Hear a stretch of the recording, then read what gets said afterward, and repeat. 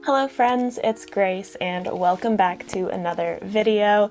Today I'm going to be talking you through my reading plans for the month of April, and this TBR is going to have a little bit of a different strategy to it that I'm going to explain briefly. But my first two honorable mentions are books that I haven't managed to get to yet. And those are The Ember Blade by Chris Wooding and The Ninth Reign by Jen Williams, which have been holdovers since January, but my reading plans in the month of March did change a little bit because I had Ben visiting me and he extended his trip a little bit longer than planned, which was it was awesome, but I just didn't get as much reading done as I had planned to. So it happens and it's fine, but it did change my plans a little bit.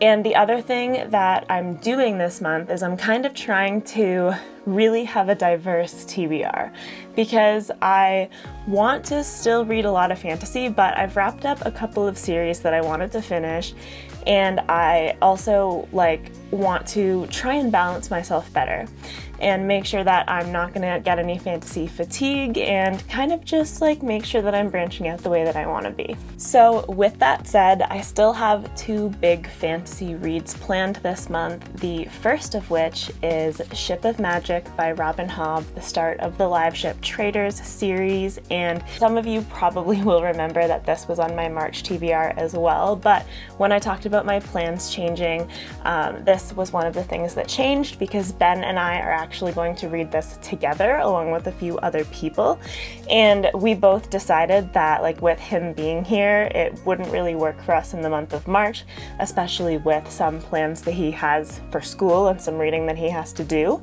So we decided to push it to the month of April, and we are going to start off April with this bad boy, which I am very, very excited for. It was a little bit hard for me to push it, but I did have other books that I was reading that I was excited about, so it's all right, and it's only less than a week now until I get to start this, so I'm really pumped for it, and I'm just really, really excited to get back into the realm of the Elderlings and Robin Hobb. So my second big fantasy read for the month of April is Knife of Dreams by Robert Jordan, and I just recently posted my spoiler chat video for Crossroads of Twilight, which is the 10th book, and by most accounts the end of the slog.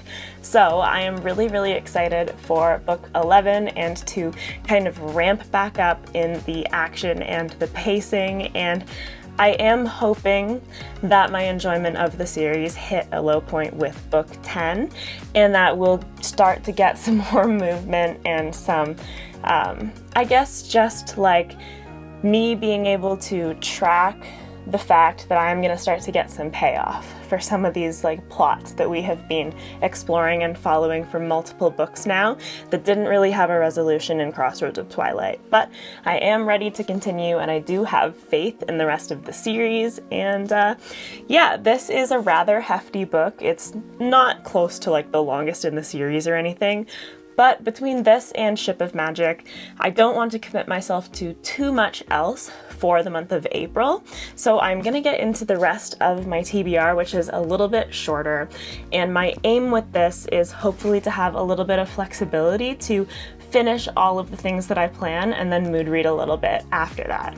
So the first other book that I am hoping to read in the month of April is Exhalation by Tad Chang, and this is a collection of short stories, I'm pretty sure, and this is science fiction, and I thought that having read How High We Go in the Dark earlier this year, which is an interconnected collection of sci-fi short stories, it is a single thread of kind of narrative throughout, but it's written as sci-fi short stories with different ideas in each one. And having really enjoyed that, I thought that I would keep the momentum going and pick up Exhalation, which I bought last year, and I was really hyped about it at the time, and I guess I just was never quite in the right mood to put it on my TBR or pick it up, despite kind of knowing the whole time that I did want to read it eventually. So I feel like this is a good time for it because I really, really like the idea of maybe throwing in one of these short stories at a time Or if I really enjoy it, then maybe I will just blow through it all at once, but we'll see how that goes.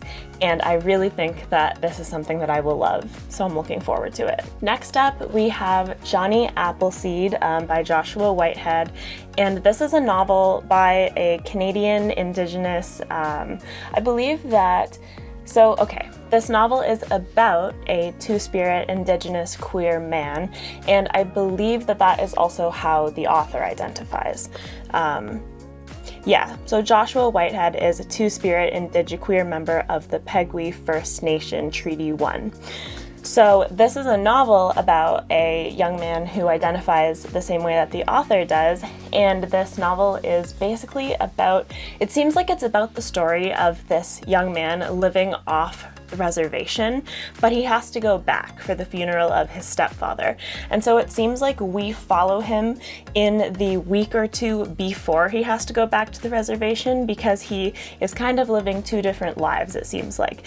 Off the reservation is a totally different experience for him, and he knows that when he goes back to the reservation, he is going to be plunged back into his family life, and things are going to be a lot different. It does say he must return home to his former life, and the 7 days that follow are like a fevered dream. Stories of love, trauma, sex, kinship, ambition, and heartbreaking recollections of his beloved Kokum, which means grandmother. And it says that Johnny's life is a series of breakages, appendages, and linkages, and as he goes through the motions of preparing to return home, he learns how to put together the pieces of his life. So this is really interesting. This is definitely, or it has either been like listed or won these Canadian prizes. And I'm really fascinated by what this is going to be like.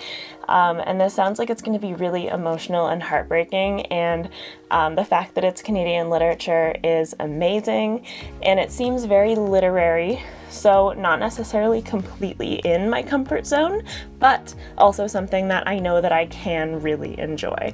So there's a lot to look forward to about this. I've had this on my shelf for a while again, and just because I'm really in the mood to have a diverse TBR this month, where like not everything is fantasy, this is the perfect opportunity for me to start picking up some of these books that I have been putting off for no real reason. So I'm really excited to see Joshua Whitehead's interpretation of this in a novel form, because it seems like something that he would heavily identify with and is exploring a story of someone like him. So that is amazing. I feel like the representation will be really amazing and like illuminating of basically just learning about a slice of life about someone else. So I love that idea, and I'm excited for that.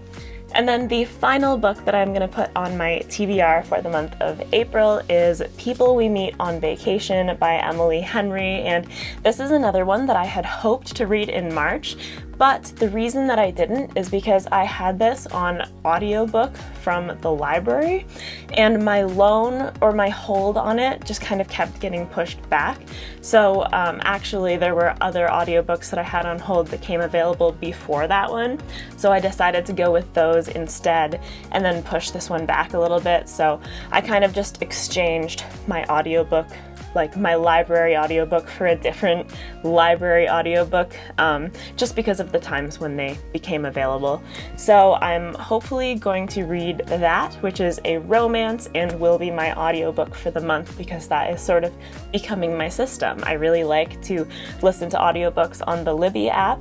It's a really great system and app, and it's really easy to listen to. So I'm hopefully going to continue with that because it seems to be working really well for me. But People We Meet on Vacation is a romance, so that will provide another genre to throw into this TBR, and it seems like it's going to be a fun book, and I think that I'll enjoy it. So, like I said, a little bit shorter of a TBR by number of books and by the actual size of the books, but those are the 5 things that I am hoping to read this April. Let me know what you think. If you've read any of these, what you think I will think of them, and what you thought of them as well. And I'm looking forward to seeing your comments.